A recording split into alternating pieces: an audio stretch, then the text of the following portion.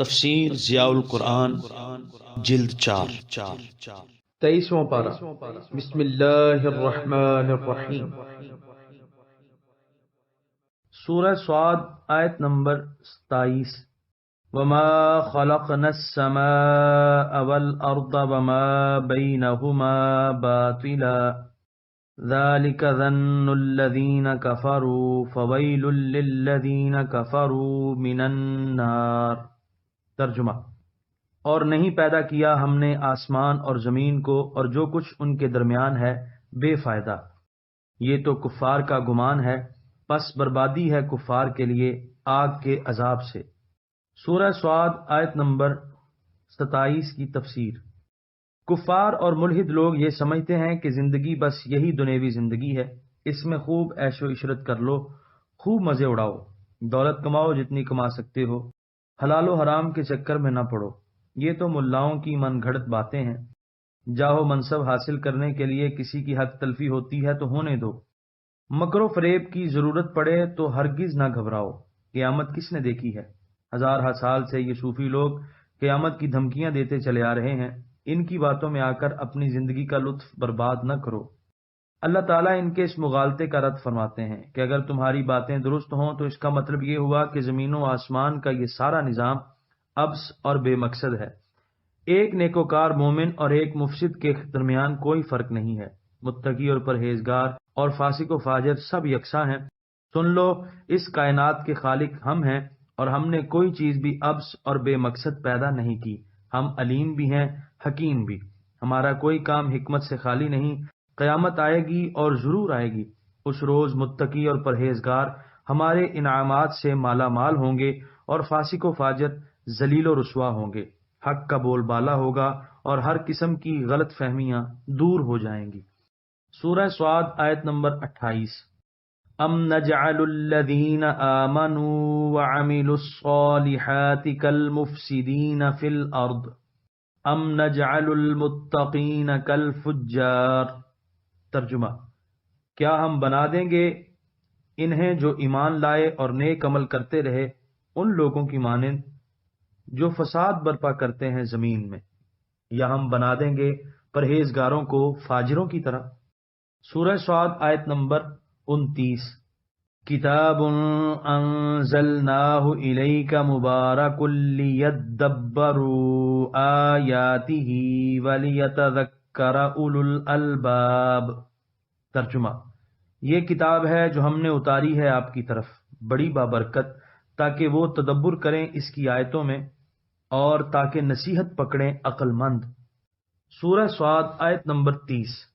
وَوَهَبْنَا لِدَاوُودَ سُلَيْمَانَ نِعْمَ الْعَبْدُ إِنَّهُ أَوَّابٌ۔ ترجمہ: اور ہم نے عطا فرمایا داؤد کو سلیمان جیسا فرزند، بڑی خوبیوں والا بندہ، بہت رجوع کرنے والا۔ سورہ صاد آیت نمبر 30 کی تفسیر۔ حضرت داؤد علیہ السلام پر جو بے انداز انعامات فرمائے گئے تھے، ان کے ذکر کے بعد اب ایک خصوصی لطف و کرم کا بیان ہو رہا ہے، وہ یہ کہ آپ کو حضرت سلیمان جیسا با کمال بلند اقبال فرزند عطا فرمایا، جسے بارگاہ رب ذوالجلال سے نعم العبد اور اواب ان کے معزز القاب ارزانی ہوئے۔ سورہ صاد آیت نمبر 31۔ اذ عرض علیہ بالعشی الصافنات الجیاد۔ ترجمہ: جب پیش کیے گئے آپ پر سپہر کو 3 پاؤں پر کھڑے ہونے والے تیز رفتار گھوڑے۔ سورہ صاد آیت نمبر 31 کی تفسیر۔ حضرت سلیمان علیہ السلام کی عظمت و کمال کا ایک پہلو اس آیت میں ذکر کیا جا رہا ہے۔ پہلے اس آیت کے مشکل الفاظ کی تشریح کی جاتی ہے، اس کے بعد اس کا مطلب اور اس بارے میں مفسرین کے اقوال پیش کیے جائیں گے۔ ظہر سے لے کر طلوع صبح تک کے وقت کو عشیٌ کہتے ہیں۔ الصافنات، اس کا واحد الصافن، وہ گھوڑا جو 3 قدموں پر کھڑا ہوتا ہے اور چوتھے قدم کے سم کا کنارہ زمین پر ٹیکتا ہے، اسے گھوڑے کی خوبیوں میں شمار کیا جاتا ہے۔ جیادن، جوادن کی جمع ہے، تیز رفتار، برق رفتار گھوڑا۔ توارت، چھپ جانا، اوجل ہو جانا۔ حجابن، پردہ۔ سوقن، جمع ساق کی پنڈلی۔ اعناقن جمع عنقن کی یعنی گردن۔ اس آیت کا ایک مفہوم تو یہ بتایا گیا ہے کہ حضرت سلیمان کے سامنے آپ کے شاہی استبل کے گھوڑے پیش کیے جانے لگے، آپ بیٹھے ہوئے ان کو ملاحظہ فرماتے رہے اور اس طرح محو ہو گئے کہ سورج ڈوب گیا۔ عصر کی نماز یا اس وقت کا مقررہ وظیفہ فوت ہو گیا۔ جب تاریکی چھا گئی تو آپ کو خبر ہوئی کہ میں گھوڑوں کے دیکھنے میں یوں محو رہا کہ عبادت سے غفلت ہو گئی۔ گھوڑے جو اس غفلت کا باعث بنے تھے انہیں پھر واپس بلوایا اور تلوار سے ان کی گردنیں اور ٹانگیں کاٹ ڈالیں۔ اس صورت میں آیت کا ترجمہ یہ ہوگا کہ میں نے ترجیح دی ہے مال کی محبت کو اپنے رب کے ذکر پر۔ توارت کی ضمیر کا مرجع سورج ہوگا۔ حجابن سے مراد افق مغرب۔ تافقہ مسحن کا مفہوم تلوار پھیرنا یعنی تلوار سے کاٹتے چلے جانا۔ امام راضی رحمۃ اللہ علیہ نے اس تعویل کو سخت ناپسند کیا ہے اور ان لوگوں پر اپنی انتہائی برہمی کا اظہار کیا ہے جنہوں نے آیت کی یہ تعویل کی۔ آپ فرماتے ہیں کہ آیت کا واضح مفہوم یہ ہے کہ اپنے والد ماجد حضرت داؤد کے بعد آپ مسند خلافت پر متمکن ہوئے، کفار سے جہاد کا سلسلہ ہمیشہ جاری رہتا، اس لیے آپ کو گھوڑوں سے بڑی محبت تھی جن پر سوار ہو کر مجاہدین دشمنان دین سے جنگ لڑا کرتے تھے۔ آپ گاہے گاہے جہاد کے لیے تیار کیے جانے والے گھوڑوں کا خود معائنہ فرماتے۔ ایک روز آپ نے شاہی استبل کے داروغوں کو گھوڑے پیش کرنے کا حکم دیا۔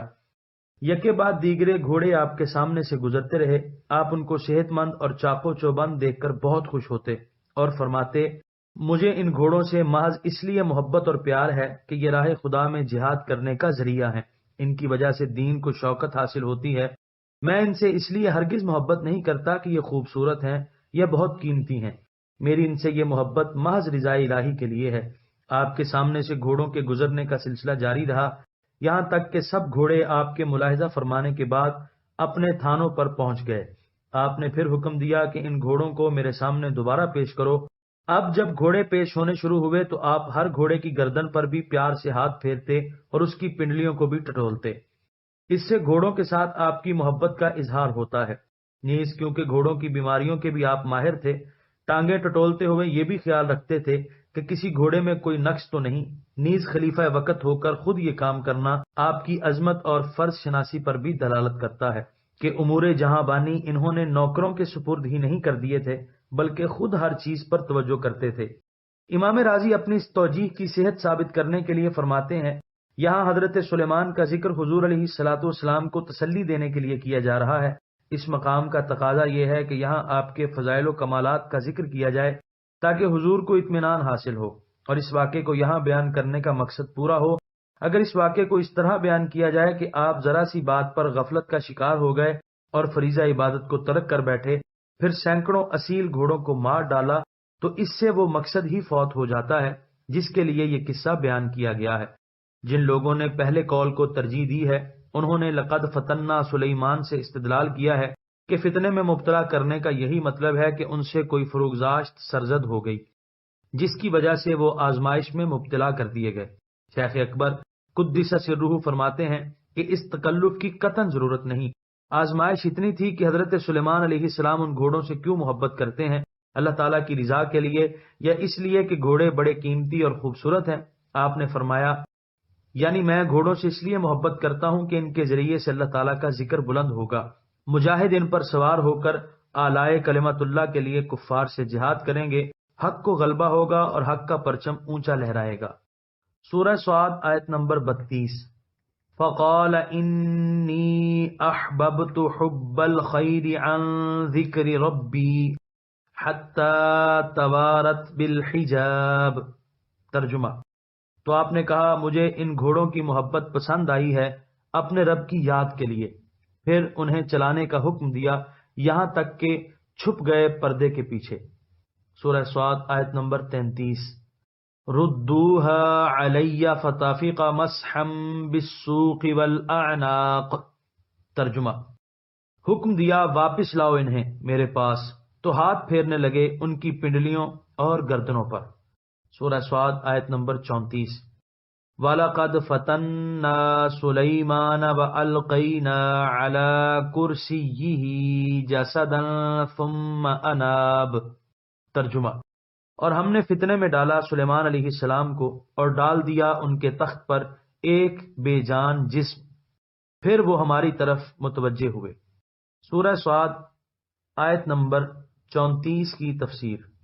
یہاں بھی علماء یہود اور تاریخ بنی اسرائیل کی سند سے ایسی چیزیں نقل کر دی گئی ہیں جن کو تردید کرنے کی نیت سے بھی نقل کرنا طبع سلیم کو گوارا نہیں۔ جن لوگوں کو شان نبوت اور مقام سلیمانی کا ادنا سا بھی علم ہے وہ ان خرافات کی تصدیق نہیں کر سکتے۔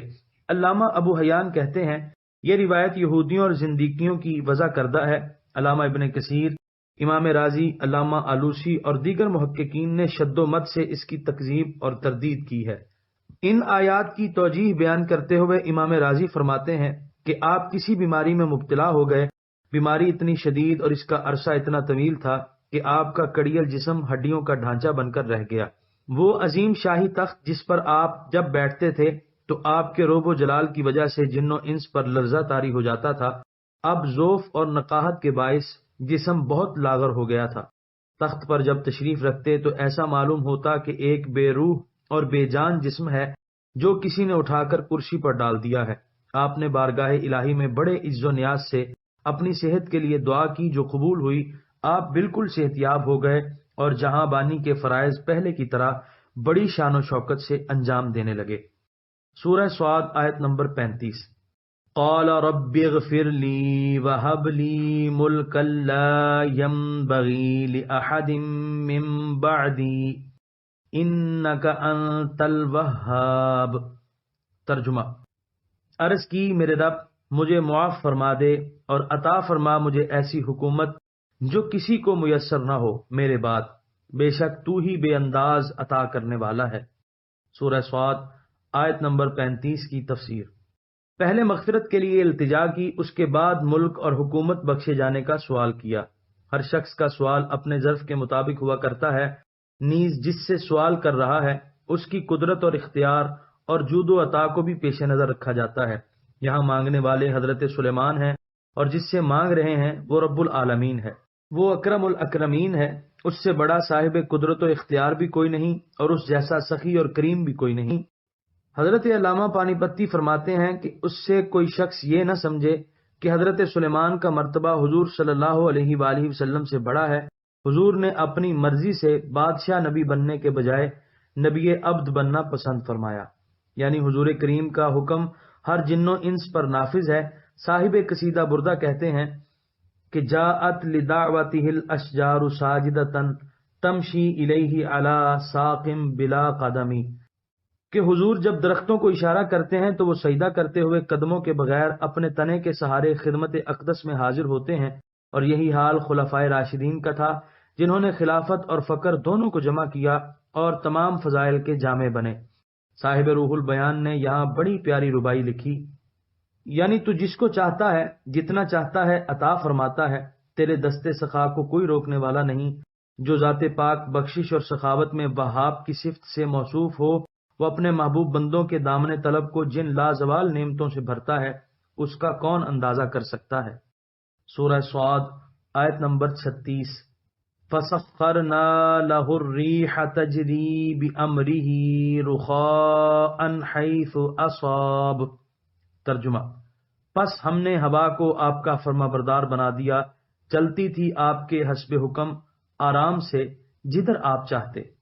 سورہ صاد آیت نمبر 36 کی تفسیر۔ کرۂ ہوائی کو آپ کے زیر فرمان کر دیا، ہواؤں کی رفتار آپ کے اختیار میں دے دی، شیطانوں کو آپ کا ماتحت کر دیا۔ ان میں سے کئی فن تعمیر میں ید طولا رکھتے تھے اور کئی سمندروں کی گہرائیوں میں غوطہ لگا کر طرح طرح کے قیمتی موتی نکالنے کے فن میں ماہر تھے۔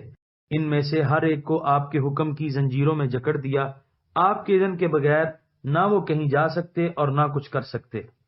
سورہ صاد آیت نمبر 37۔ وَالشَّيَاطِينَ كُلَّ بَنَّاءٍ وَغَوَّاصٍ۔ ترجمہ۔ اور سب دیو بھی ماتحت کر دیے، کوئی معمار اور کوئی غوطہ خور۔ سورہ صاد آیت نمبر 38۔ وَآخَرِينَ مُقَرَّنِينَ فِي الْأَصْفَادِ۔ ترجمہ۔ اور ان کے علاوہ جو سرکش تھے باندھ دیے گئے زنجیروں میں۔ سورہ صاد آیت نمبر 39۔ ھذا عطاؤنا فامنن او امسک بغیر حساب۔ ترجمہ: اے سلیمان، یہ ہماری عطا ہے، چاہے کسی کو بخش کر احسان کر، چاہے اپنے پاس رکھ۔ سورہ صاد آیت نمبر 39 کی تفسیر۔ یہ نعمتیں عطا فرمانے کے بعد ہر چیز کو اپنی مرضی سے خرچ کرنے نہ کرنے کا اختیار بھی دے دیا، بغیر حساب کہہ کر اس خدشے کو بھی دور کر دیا کہ تم جس طرح چاہو استعمال کرو، تم سے اس کے بارے میں باز پرس تک نہ کی جائے گی، یعنی جس کو چاہیں آپ دیں اور جس کو چاہیں آپ نہ دیں، آپ سے اس معاملے میں کوئی باز پرس نہ ہوگی، کیونکہ ان میں تصرف کرنے کا اختیار آپ کے سپرد کر دیا گیا۔ علامہ آلوسی فرماتے ہیں کہ یہ نعمتیں کلی طور پر ان کے حوالے کر دی گئی ہیں۔ صاحب روح البیان لکھتے ہیں، قرآن کریم کے یہ الفاظ ھذا عطاؤنا اس حقیقت کی طرف اشارہ کر رہے ہیں کہ انبیاء کرام کو فیض خداوندی کی تائید سے یہ اختیار دیا گیا ہے کہ وہ جس طالب فیض پر جتنا چاہیں لطف و کرم فرما سکتے ہیں اور اپنے فیضان کرم سے اسے مالا مال کر سکتے ہیں، اور جو نااہل ہو اس کو فیضان سے محروم کر سکتے ہیں۔ علامہ عثمانی یہاں رقم تراز ہیں، کسی کو بخش دو یا نہ دو، تم مختار ہو۔ اس قدر بے حساب دیا اور حساب و کتاب کا مواخذہ بھی نہیں رکھا۔ حضرت شاہ صاحب لکھتے ہیں کہ یہ اور مہربانی کی کہ اتنی دنیا دی اور مختار کر دیا حساب معاف کر کے، لیکن وہ کھاتے تھے اپنے ہاتھ کی محنت سے ٹوکرے بنا کر۔ جب حضرت سلیمان علیہ السلام پر یہ کرم ہے تو اللہ تعالیٰ نے اپنے محبوب کریم علیہ الصلاۃ والتسلیم کو جو سرمدی نعمتیں اور طرح طرح کے بے شمار خزانے عطا فرمائے ہیں، ان میں اللہ تعالیٰ کے اذن سے کیا حضور مختار نہیں ہوں گے؟ یہ کہنا بڑی جسارت ہے۔ حضور علیہ الصلاۃ والسلام کی شان رفیع گھٹانے کے لیے اور خدا داد اختیارات کا انکار کرنے کے لیے جوش میں واضح آیات سے بھی اغماض کر لیا جاتا ہے اور آنکھیں بند کر لی جاتی ہیں۔ اللہ تعالیٰ اس کور باطنی سے بچائے۔ سورہ صاد آیت نمبر 40۔ وَإِنَّ لَهُ عِندَنَا لَزُلْفَىٰ وَحُسْنَ مَآبٍ۔ ترجمہ: اور بے شک انہیں ہمارے ہاں بڑا قرب حاصل ہے اور خوبصورت انجام۔ سورہ صاد آیت نمبر 40 کی تفسیر۔ صرف یہ ملک و سلطنت اور ان میں ہر طرح کے تصرف کے اختیارات دینے پر ہی بس نہیں، بلکہ یہ مجدہ بھی سنایا کہ انہیں ہماری بارگاہ عزت میں بڑا قرب حاصل ہے اور انہیں حسن مآب کی خوشخبری بھی دے دی، یعنی ان کا انجام بھی بہت اچھا ہوگا۔ جب حضرت سلیمان علیہ السلام کو حسن انجام کی بشارت سے نوازا گیا تو وہ لوگ جو یہ کہتے ہوئے نہیں شرماتے کہ حضور فخر کائنات علیہ افضل الصلوات والتسلیمات کو اپنے انجام کے بارے میں خبر نہ تھی، ان کے متعلق آپ خود ہی فیصلہ کر لیں۔ یہاں پر 23ویں پارے کا 12واں رکوع مکمل ہوا۔